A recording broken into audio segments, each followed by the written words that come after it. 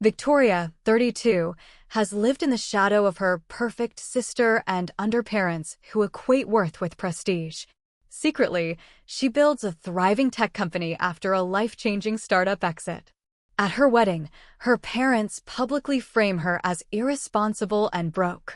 Victoria and her partner arrive in a helicopter, reveal the truth, and reclaim the narrative. The event shocks her family into self-reflection, leading to a tentative reconciliation and a new, self-defined peace. The bay held its breath as gulls stitched white arcs across a sky soft as linen. Inside the reception hall, glass chimed like distant rain. People moved in elegant currents beneath chandeliers that scattered light in 1,000 patient diamonds. On the far wall, a silent river of images drifted past, a hand holding soldering iron, a neon-lit office at 2 a.m., a laughing shot of two people elbow-deep in cables, a city skyline at dawn. No captions. Just the work and the glow. Victoria paused at the edge of the terrace, veil lifted to keep the ocean air from tugging it free. Her reflection in the glass doors was crisp enough to pass for someone else's. It still startled her sometimes, the way the dress made her look like she belonged in this sort of place.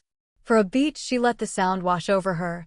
Silverware, polite laughter, the musician testing a scale, a speaker announcing the next tray of canapés. Underneath that, the low pulse of her own resolve. Behind her, Daniel adjusted his cufflinks and bumped her shoulder with his own, a quiet signal they had encoded over 3 years. "I see you. I'm here. We can still walk in like normal people," he murmured, smile tugging the corner of his mouth. "Normal is for Tuesday stand-ups," she said, and her grin flashed out and was gone. "Besides, I promised myself. No shrinking to fit a room ever again."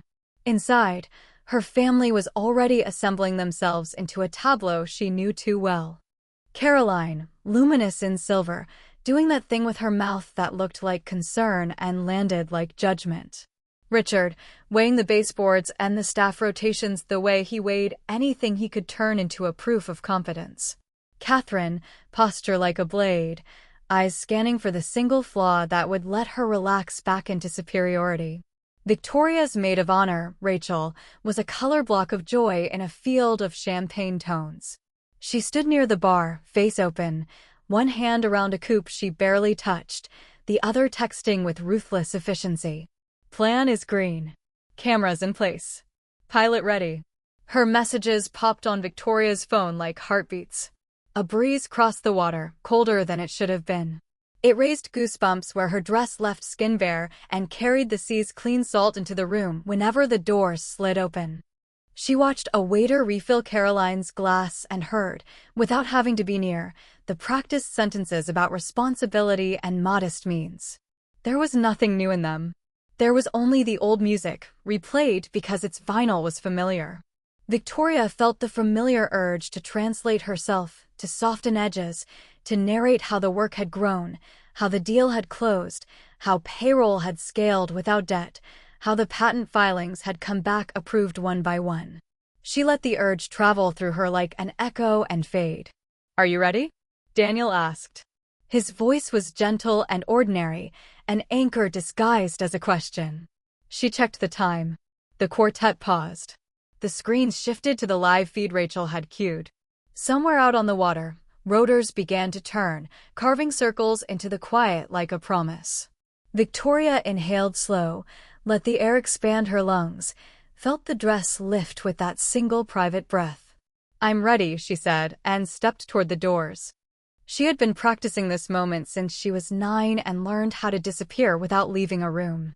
That year, Catherine gave a piano recital that ended with a bouquet large enough to make her tilt under its weight. Caroline's voice softened for weeks when she said Catherine's name. Richard told dinner guests that discipline sounded like Chopin and admissions committees recognized it. At that same table, Victoria took apart a broken router and mapped its failure with a graphite pencil on the back of an envelope. No one asked what the envelope contained. Someone moved the salt. Years later, a state university accepted her with a scholarship patched together from 3 departments and an alum who remembered what it felt like to want something enough to stay up all night for it.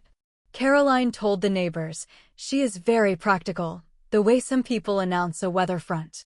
Richard bought her a briefcase. Catherine sent her a list of law schools and a deadline. Victoria ordered a cheap mechanical keyboard that clicked like a metronome and felt more honest in her hands than a violin ever had. Work built itself out of hunger and small rooms. The first startup was a warehouse with a view of a brick wall and a coffee machine that leaked like a gossip. The CTO had a brilliant, jagged brain and a talent for showing up with impossible problems and saying, quietly, "We will figure it out." They did. Victoria learned how to read latency like a mood ring.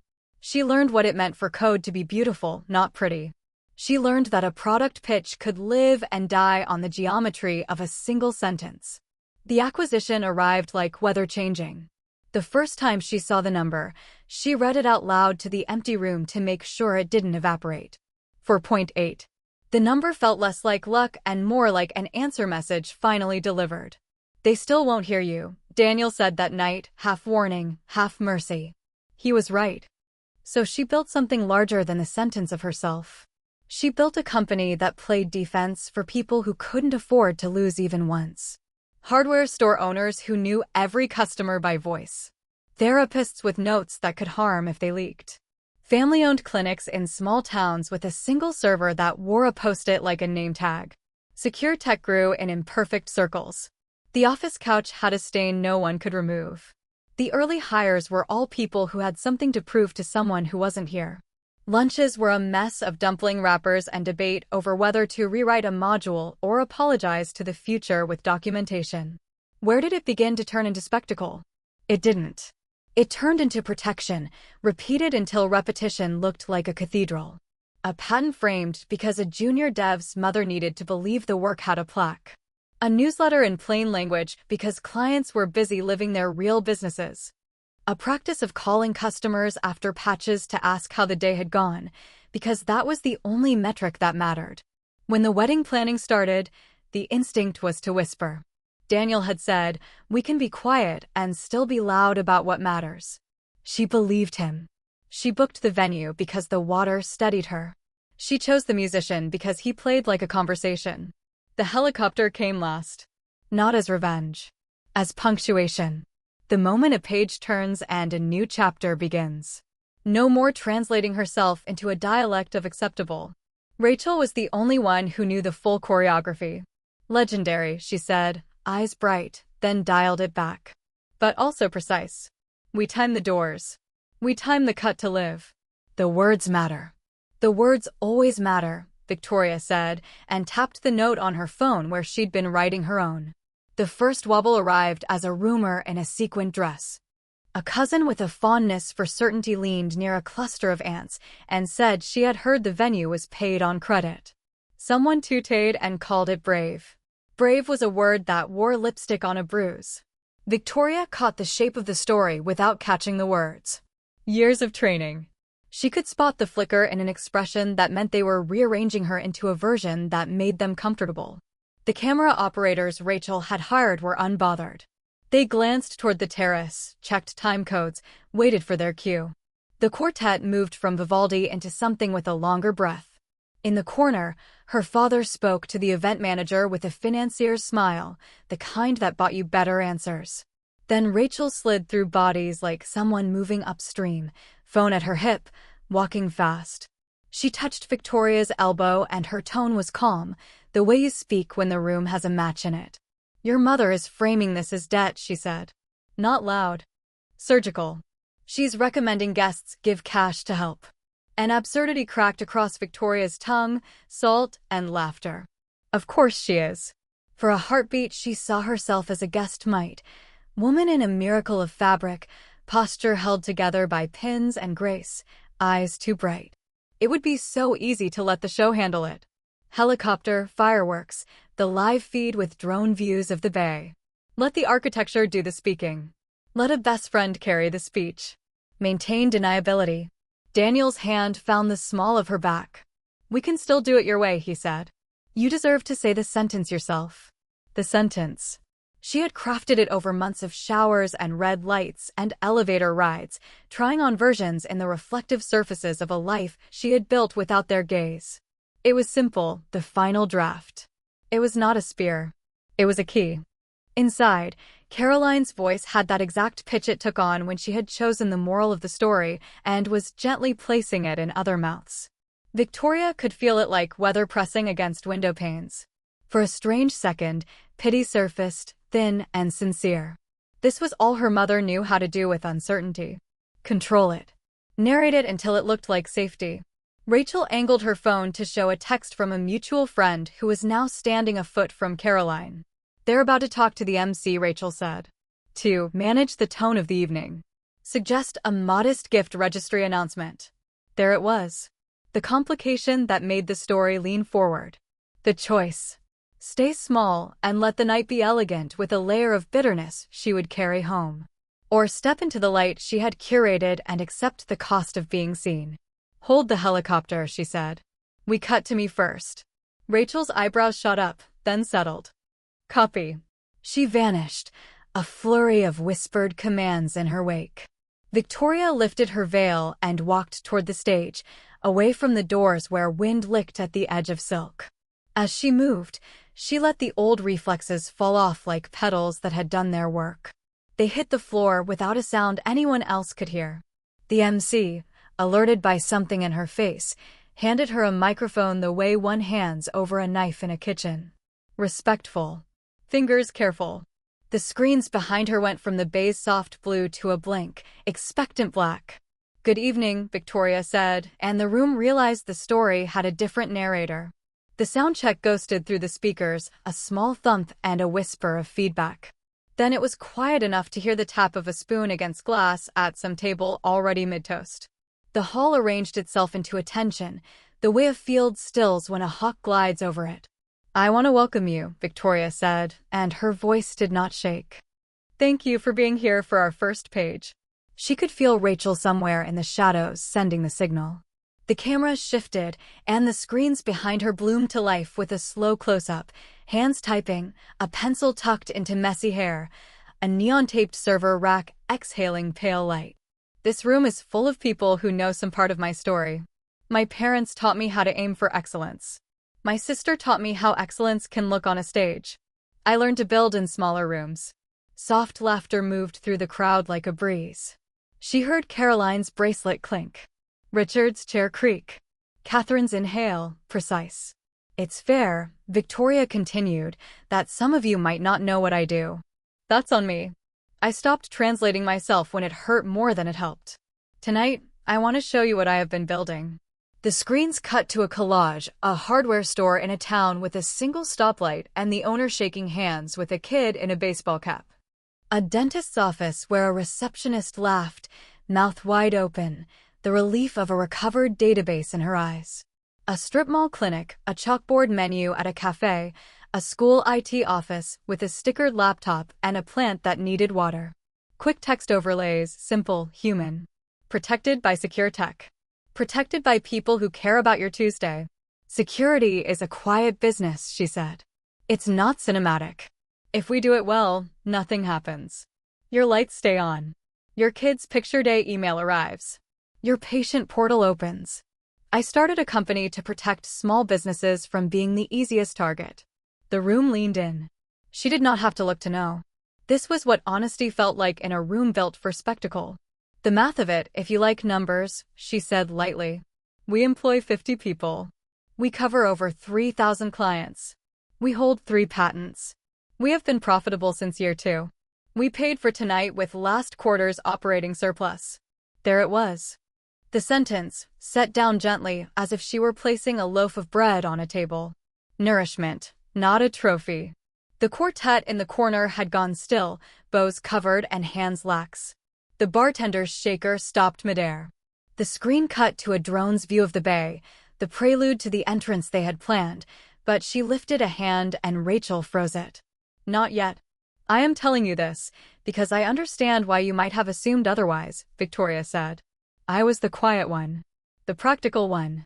The one who couldn't be catalogued in society pages. That made it easy to narrate me in a way that kept you safe. I don't fault you for it. I'm just changing it." A glass somewhere met linen and sounded like a bell. Victoria looked toward the table where her parents sat. She refused to make her face a battlefield. She kept it human. "Mom, Dad," she said, the microphone rendering the intimacy unignorable. It was never about outdoing anyone. It was about not disappearing. "I'm not asking you for anything tonight. I'm just asking you to see me." The screens brightened. The drone pulled wider, catching the barge where technicians waited for a signal. The wind had picked up. It braided itself into her veil like a living thing. "Now," she said, exhaling. "Let's have some fun." She nodded to Rachel. The cue flew down the line like a spark on dry fuse. The first rotor beat reached the glass as a pulse you felt in the sternum. Heads turned before the drone feed caught it, before the camera finessed the approach into cinema. The water lifted itself into scales under the wind. Children squealed in a way that gave adults cover to grin without admitting wonder. On the screen, the helicopter swung into view, nose tilting in a bow that wasn't planned and somehow felt right. The company logo on the side caught the last gold of the hour. Victoria felt the room's breath stutter, the pause between a truth and its echo. Rachel's timing was surgical. The quartet swelled into a chord the color of sunrise, and the doors opened to the terrace, letting salt air and the mechanical thrum braid with applause. Staff flowed like choreography, each step set to a rehearsal only they remembered. A line of champagne rose in tall, clear silence. Somewhere, a child asked if the helicopter was for them. A father said, in a way.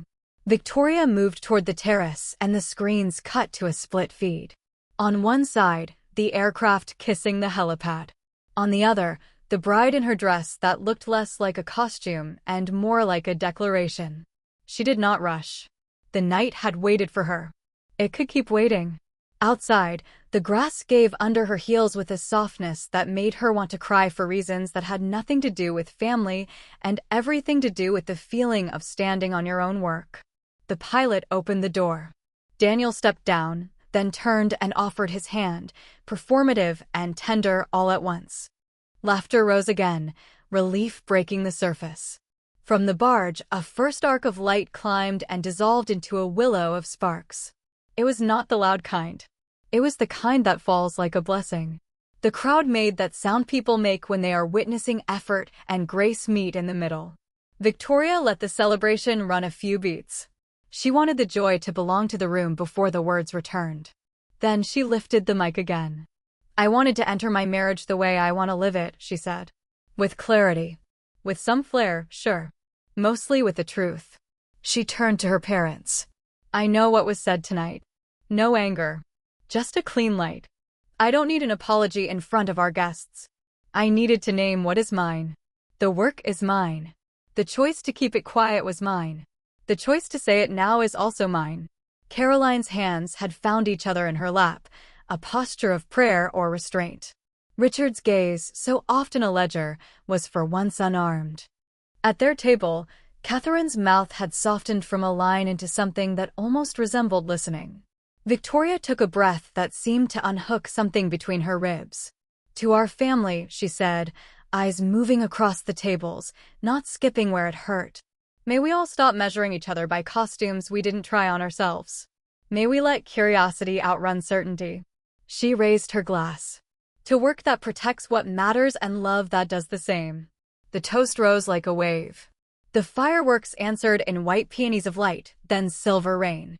The screens filled with faces, real ones, laughing ones, the kind with lines earned honestly. Victoria felt the old narrative slide off like a coat she had outgrown years ago and forgotten she was still wearing. When the sound thinned and applause folded back into conversation, she set the mic down. The night resumed, but not as it had been. People approached her with questions that sounded like respect. A small business owner from her neighborhood hugged her like a teammate. An aunt confessed she had Googled two-factor authentication that afternoon because of Victoria's talk last year and had finally set it up. As the band found its groove, Caroline stood. She came forward as if approaching a skittish animal and then remembered her daughter was not something to placate. She stopped at conversational distance. "You looked beautiful," she said, voice careful like a new instrument. "Thank you," Victoria said. She held the space open. Caroline tried again. "You did all this well." "It wasn't just me." Victoria tipped her head toward the staff, the team, the friend in the shadows. It never is. Caroline nodded. A small, precise nod, the kind that begins in unlearning. The letter arrived 2 days later, tight handwriting on paper so heavy it seemed embarrassed by its own weight.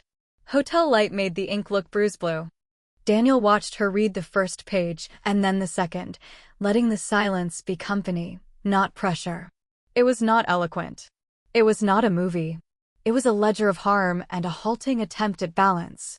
Richard admitted to the habit of comparison, like an accountant facing a line item that had never belonged on the sheet. Caroline wrote about fear as if it were a coat she had worn so long she had mistaken it for skin. They did not say the words exactly as the version in Victoria's head would have liked. They did something more useful. They named what they had done. They asked to practice something different. "It's a start," she said, and Daniel nodded, relief and care softening his face. The weeks gathered themselves into a new shape. Once-a-month dinners that tasted less like tests. Questions that were not traps. "What does a patch day feel like?"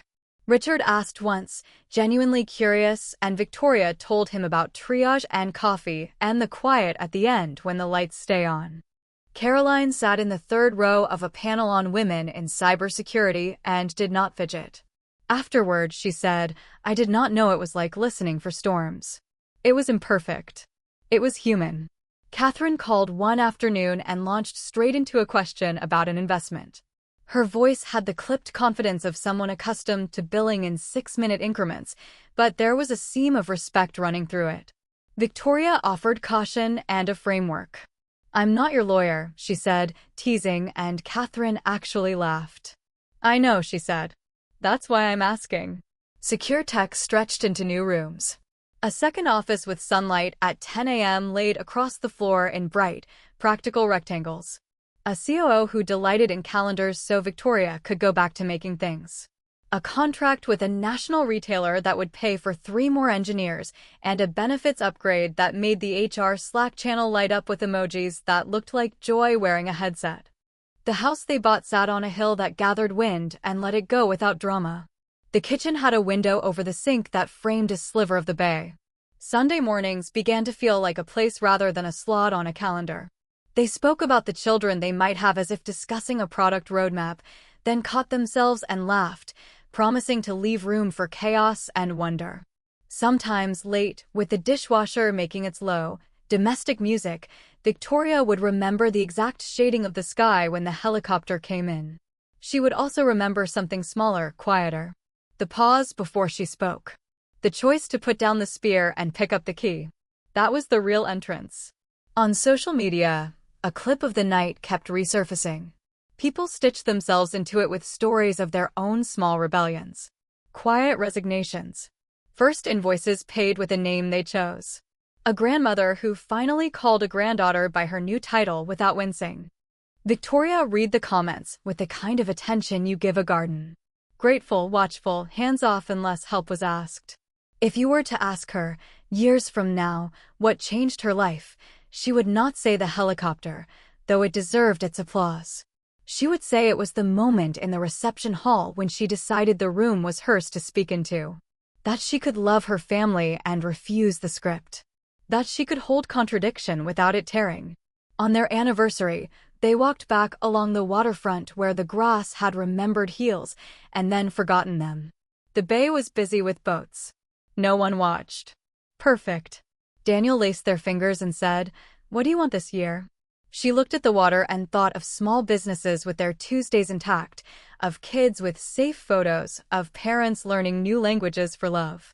"I want more ordinary days," she said. The kind we used to think were too quiet to count. They stood there for a while, letting the wind write nothing on their faces. It felt like the truest wealth they had ever held.